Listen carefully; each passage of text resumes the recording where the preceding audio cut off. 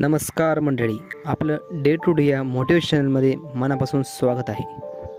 मंडळी, आपला आजचा विषय आहे वाईट वेळ. तसं तर मंडळी, तुम्हाला जर सांगायचं झालं तर वाईट वेळ हा एक विषय नाही. ही एक अशी गोष्ट आहे जी प्रत्येकाच्या आयुष्यात येते व प्रत्येकाला ह्या गोष्टीला एक ना एक दिवस सामोरे जावेच लागते. पण मंडळी, काही लोक अशी असतात की वाईट वेळेला बघून शांत बसतात.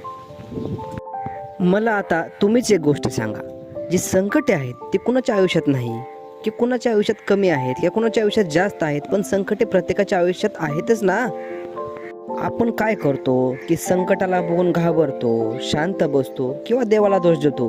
का रे देवा, माझ्या आयुष्यात एवढी संकटं दिली, का रे देवा माझ्याच आयुष्यात असं तू केलं.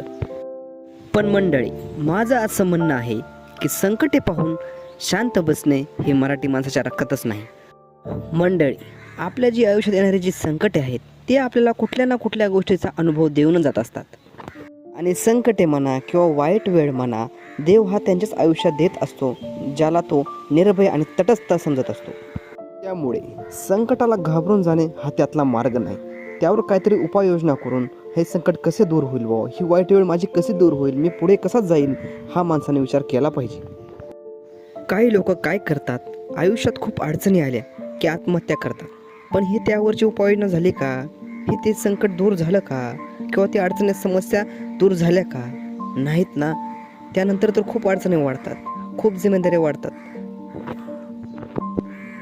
जर आत्महत्याच करून जर सर्व गोष्टी सुटत असतील तर आज सर्वांनीच आत्महत्या केली असत्या, सर्वांनीच फाशी घेतली असती. त्यामुळे मंडळी, वाईट वेळेला बघून घाबरू नका हो. त्या गोष्टीचा समोर जाऊन सामना करा, त्या गोष्टीला समोर जाऊन भिडा किंवा थांबू नका.